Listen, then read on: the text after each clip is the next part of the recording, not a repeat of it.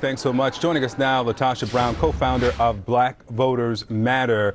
She is now on a bus, has been on a bus tour, voting for pushing for voter protection measures. LaTosha, thanks for coming back. Listen, 7 months of the lies of mass fraud and that the president won. Now the day comes to protect voting rights, and the vote is going to fail. What do you feel about what's happening, and what do you do now?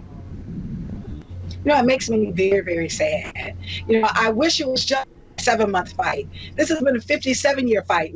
No, more than that. It's actually been hundreds of years. Here we're talking about democracy, that America that touts itself as being a democratic society, a democratic nation, and Black voters in this country continue to see an assault that whenever we participate in the vote, what we're seeing is these punitive measures of what we're seeing now. You know, this isn't a question around partisanship.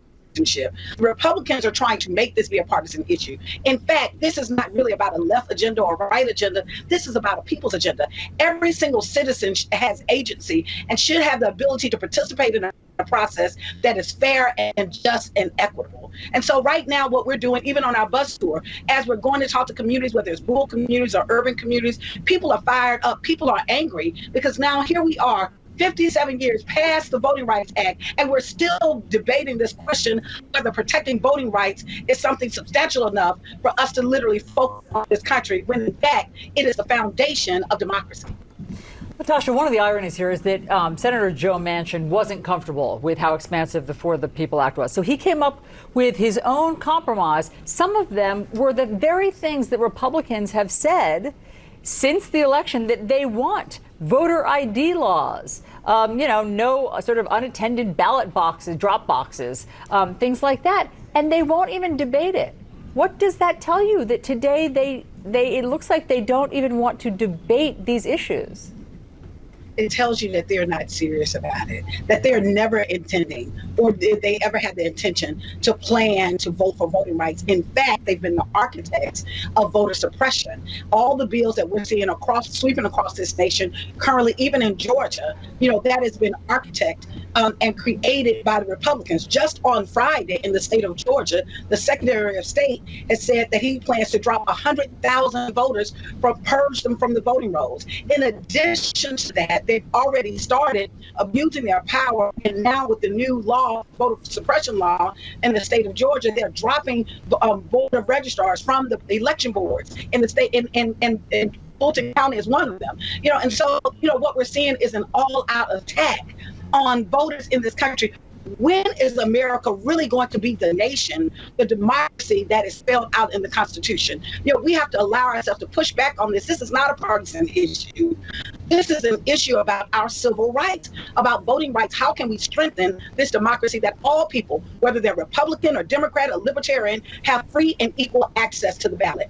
That is the real fundamental question. And Republicans are saying, they're saying consistently that that's not what they believe in. They do not fundamentally value the principles of democracy. So we know, you mentioned Republicans and their value on the principle of democracy, that Democrats could pass this legislation with just Democratic votes, but there are 2 senators who are publicly reconfirming that they oppose changing the filibuster. I want to read something to you that one of them, Kirsten Sinema, wrote for the Washington Post. She said, "To those who want to eliminate the legislative filibuster to pass the For the People Act, voting rights legislation I support and have co-sponsored, I would ask, would it be good for our country if we did, only to see that legislation rescinded a few years from now and replaced by a nationwide voter ID law or restrictions on voting by mail in federal elections over the objections of the minority?" To that, you say what? To that, I say that she is literally using talking points. She doesn't fundamentally believe in that, because the matter at hand is, let's do the right thing right now.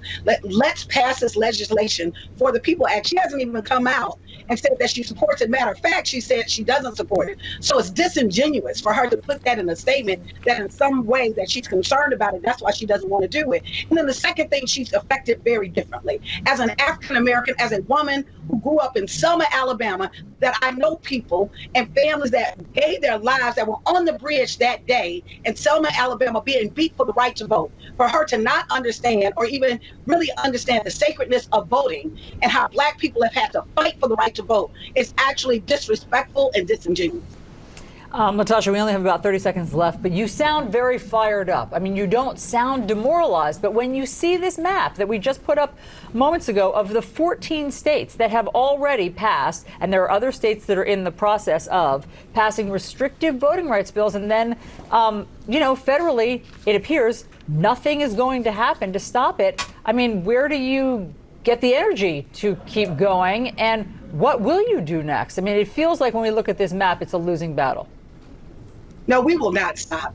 We who believe in freedom shall not rest until it comes. We're doing the freedom ride. We will be on the road all week. We believe that really the power of this country is with the people, and that we're engaging folks. We're meeting people all along the route that said we're not going to stop. We're going to hold folks accountable. And so even if it does not pass this weekend, we're expecting the Democrats to step up and pass this and to show up just as we showed up for them. But in the event that it does not, we will continue to really even go more focused on our fight. We will have voting rights in this country. We're going to make democracy be real and not just a propaganda stand, if we have to drag this nation in doing so. LaTosha Brown, we really appreciate and our right to.